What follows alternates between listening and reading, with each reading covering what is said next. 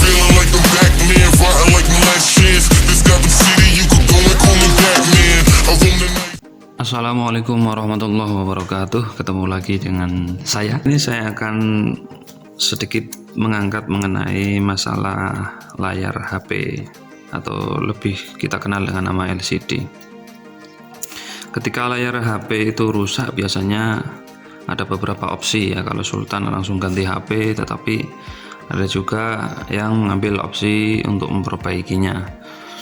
Maka dari itu saya akan sedikit membagikan beberapa hal ya terkait dengan layar HP ini, bahwa secara garis besar untuk zaman sekarang, untuk yang HP yang sudah menggunakan layar sentuh itu, bahwasanya layar itu dibagi menjadi dua. Yang pertama adalah LCD-nya itu sendiri, yang nomor dua adalah touchscreen atau layar sentuh. Saya contohkan ini ya.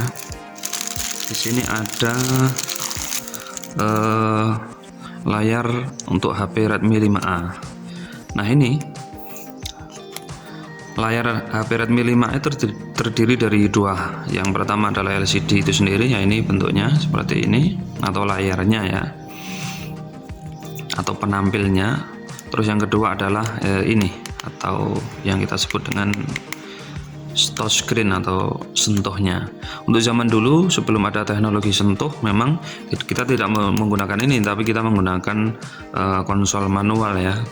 Ada pakai trackball untuk BlackBerry, rata-rata menggunakan trackball, atau pakai joystick untuk Nokia dulu.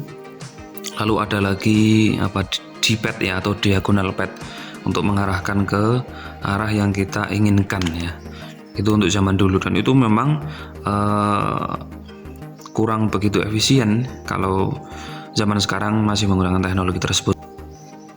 Nah, sebenarnya seperti ini. Jadi ini LCD-nya, ini layarnya ya, layarnya LCD ini, lalu ini touchscreen-nya. Sedangkan LCD sendiri itu juga dibagi beberapa layer atau beberapa lapisan ya. Untuk kejelasan yang lebih lanjut, mungkin saya mau bahas di pertemuan yang akan datang ya, karena akan jadi banyak sekali nanti videonya. Oke, nah ini kalau digabungkan jadinya seperti ini. Nah, ini seperti itu. Nah, seperti ini. Jadi bisa digunakan dengan presisi ya. Lalu mungkin ada yang tanya, ketika LCD dipasang terus touchscreen-nya diangkat seperti ini, apakah touchscreen-nya masih berfungsi? Ya, oke. Kalau touchscreen-nya ini masih sehat juga masih berfungsi. Jadi posisi dia nempel di sini cuma untuk membuat kita nyaman dan juga mudah ya.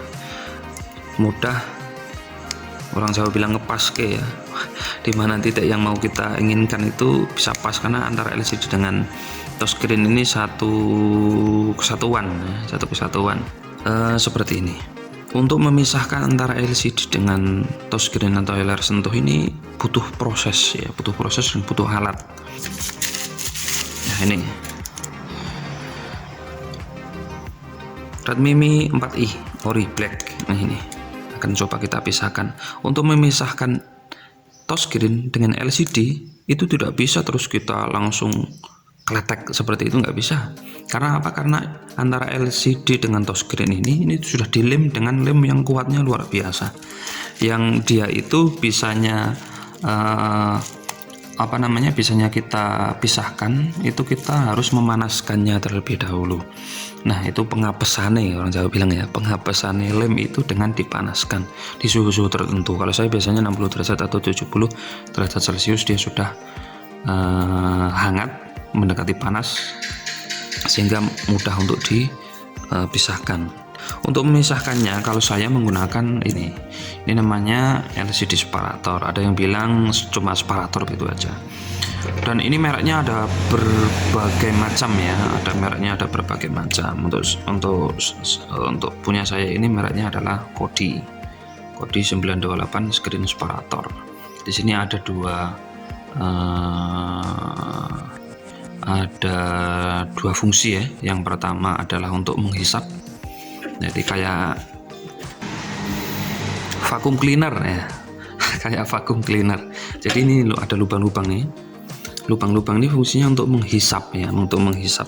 Di sini ada pengamannya lagi dan sudah dilubangi dengan lubang yang presisi. Nah, seperti itu. Fungsinya untuk menghisap ke dalam ya, atau untuk menarik ke dalam sesuatu yang ada di atasnya. Oke, di sini ya. Ini tombol on off untuk menghidupkan penghisapnya itu sendiri atau vakumnya sendiri. Yang nomor 2 ada heating switch. Kalau kita hidupkan, nah hidupkan seperti ini, maka nanti fitur pemanas akan muncul ya. Fitur pemanas akan muncul. Oke, cuma itu. Belakang ada source power. Bismillahirrahmanirrahim. Selalu diawali dengan bismillah ya. Oke. Nah, oke, kita hidupkan. Nah, ada bunyi dering. Ini cuma menghisap bagian atasnya. Di bagian atas ini kalau ada benda terhisap ke bawah karena ini disedot oleh ini. Lalu ini heaternya. Nah, di sini ada. Yang bawah itu suhu yang kita inginkan, yaitu 65 derajat Celcius. Yang di atasnya adalah suhu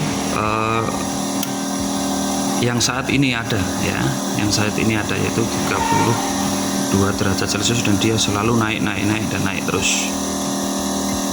Nah, itu naik terus menuju ke 65 derajat Celcius, dan ini bisa di setel pakai tombol-tombol ini ya, bisa di setel. Oke.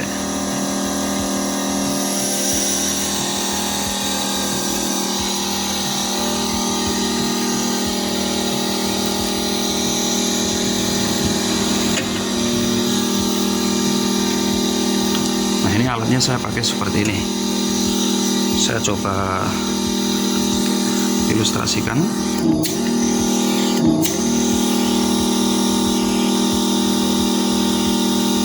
Dan ini panas ya, saya matikan aja heaternya karena panas.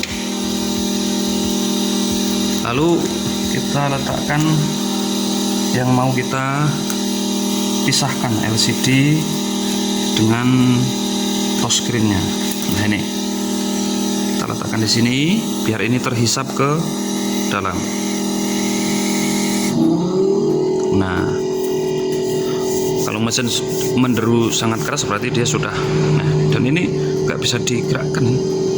Ini nggak bisa digerakkan ya, LCD ini. Layar ini nggak bisa digerakkan karena apa? Karena dia sudah terhisap ke bawah. Intinya apa? Intinya agar jangan sampai ini bergerak, itu saja ya. Intinya jangan sampai ini bergerak.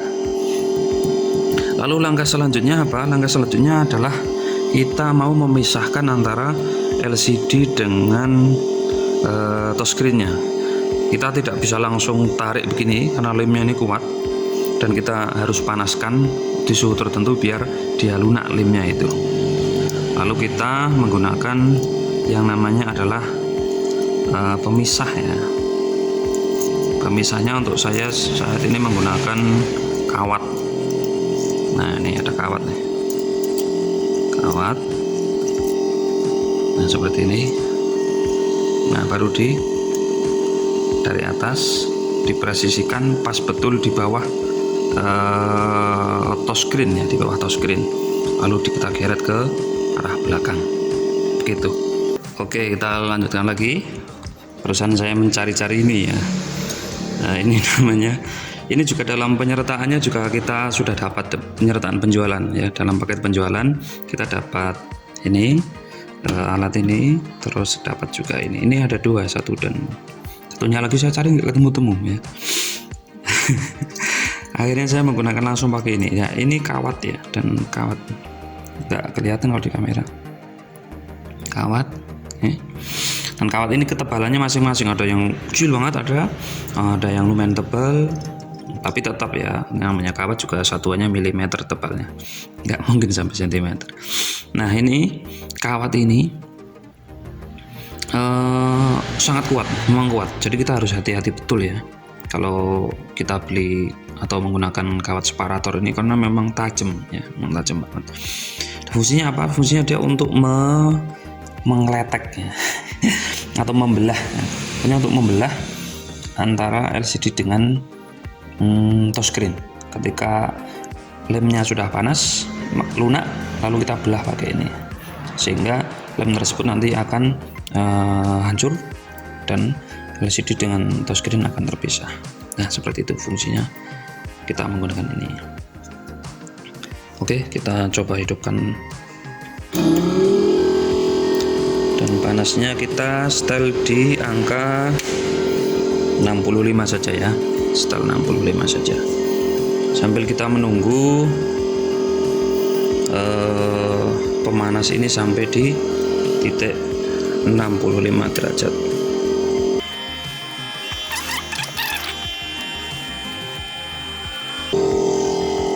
Ya, 63, 64, 65 ya, sudah 65 derajat Celcius.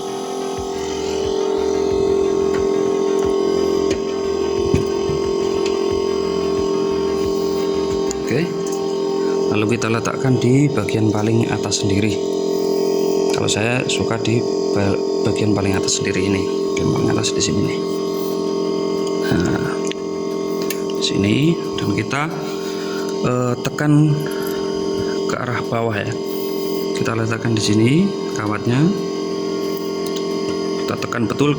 Kenapa kita perlu tekan ke bawah? Karena jangan sampai kawat ini malah membelah LCD-nya, karena LCD kan ada beberapa lapis ya. Jangan sampai kita malah membelah LCD-nya, itu yang berbahaya. Kita harus benar-benar presisikan bahwasanya yang kita belah itu antara LCD dengan touchscreen ya. Nah, kalau sudah, lalu tangan kanan dan tangan kiri kita coba kita ke bawahkan. Ini fungsinya ini nih. Fungsinya roll ini seperti itu ya, untuk memudahkan agar benar-benar tertekan ke bawah ini.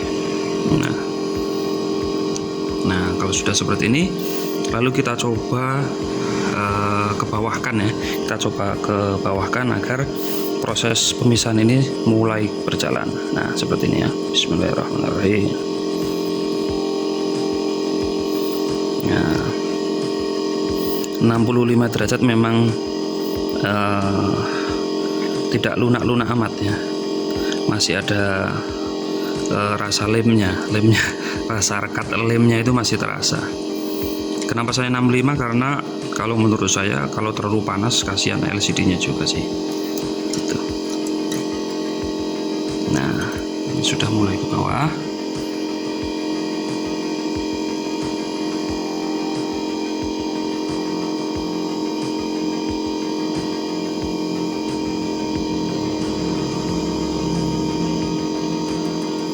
Terus sabar aja.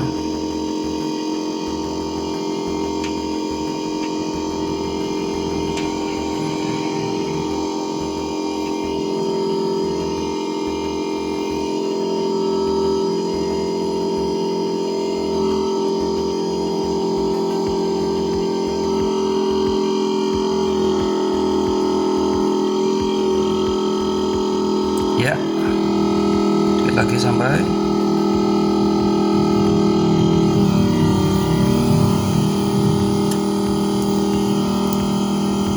Dan alhamdulillah berhasil. Ini sudah terpisah, akan tapi masih ada sisa-sisa sedikit lem, maka kita coba lagi. Nah,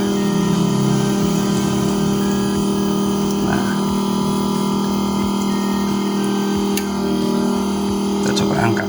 Nah, iya, berhasil ya, alhamdulillahirabbil alamin. Kita matikan, lalu kita matikan penghisapnya. Oke.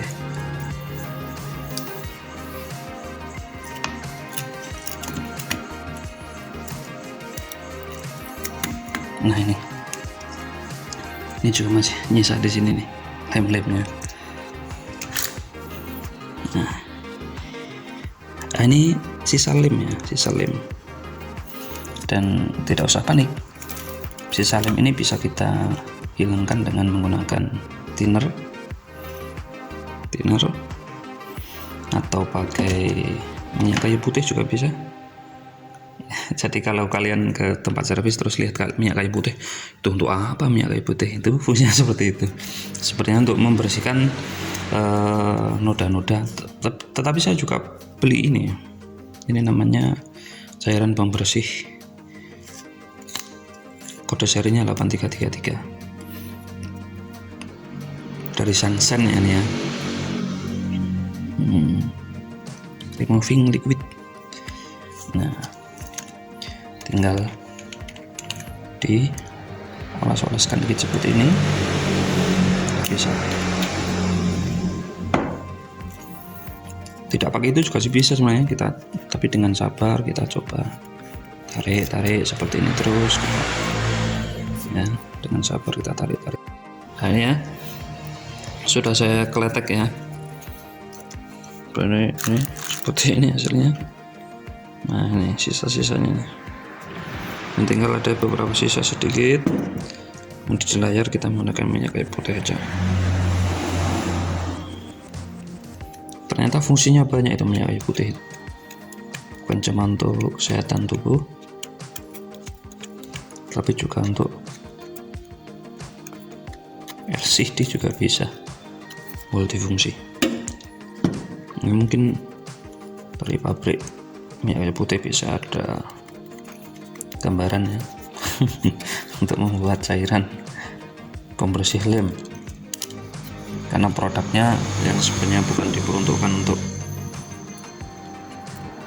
menghilangkan lem, ternyata untuk cer ya, bisa digunakan untuk menghilangkan lem. Nah ini LCD-nya memang sudah rusak ya sebenarnya. LCD ini mudah rusak, tetapi masih bisa tampil dikit-dikit. Karena saya tidak punya mesin untuk ngetes. Nah kalau sudah seperti ini, mantap nih. Kalau saya sebenarnya ya, untuk memisahkan nggak jadi masalah sih. Untuk saat ini alhamdulillah nggak jadi masalah. Cuma yang jadi masalah itu untuk menggabungkan antara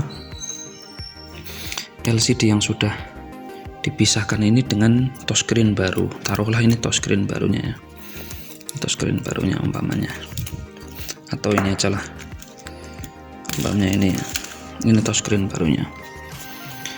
Untuk menggabungkan ini dengan touchscreen ini dengan LCD, apakah cukup dengan kita cuma menggabungkan seperti ini aja? Enggak. Ya memang bisa sih, bisa, akan tapi jadinya akan ini ada banyak sekali minus ya. Saya juga dapat kabar dari beberapa teman servis, memang sih kita dapati kasus HP itu anehnya seperti ini. Jadi HP-nya itu ada debu-debunya di dalam sini. Nah macam seperti ini, ada debu tapi nggak bisa dibersihkan karena debunya di dalam. Ini terjadi karena apa? Karena antara LCD dengan touchscreen itu tidak dilem ya, ini tidak dilem dengan ini, sehingga ada rongga di antara LCD dengan touchscreen-nya. Nah, dan rongga itu juga jadi masalah juga untuk kedepannya ya. Kadang bisa ngembun macam-macam lah ya, macam-macam karena itu tadi tidak dilem, jadi tidak rekat, tidak nempel antara LCD dengan touchscreen. Nah harusnya nempel. Nah untuk nempelkannya pakai apa? Pakai lem yang kita kenal dengan lem OCA. Ada lem OCA cair, ada lem OCA kering ya. Kalau ini saya punya contoh nih, lem OCA kering yang ukuran untuk 7 in. Nah ini OCA universal 7 in. Nah caranya gimana? Caranya ini LCD, ini kasih lem OCA, atasnya di touchscreen-nya. Jadi ini rekat antara touchscreen dengan LCD, dilem dengan lem OCA ini. Nah untuk ngelemnya seperti apa di kesempatan yang akan datang ya, karena ini sudah panjang videonya. Nah seperti itu, jadi ini presis sekali. Nah ini yang jadi masalah bagi saya, karena saya tidak punya alat tambahan lagi. Kalau cuma rekat sih rekat bisa, akan tetapi yang menjadi problem bagi user itu adalah gelembung yang muncul karena udara terjebak ya, karena udara terjebak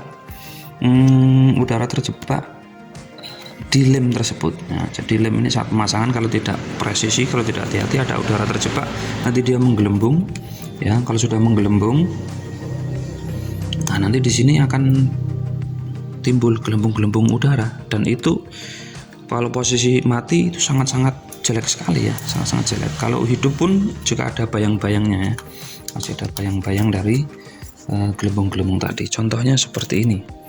Saya kemarin sudah coba merekatkan Redmi 5A ya.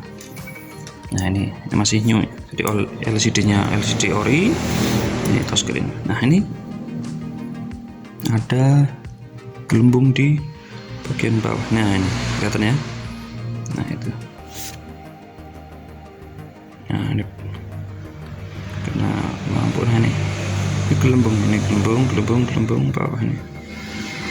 Awalnya ini di atas banyak, akan tapi setelah saya diamkan ternyata gelembungnya hilang sendiri. Nah, dan itu kan butuh waktu yang lama ya. Ini sekitar 1,5 bulan baru gelembungnya ngumpul di bawah.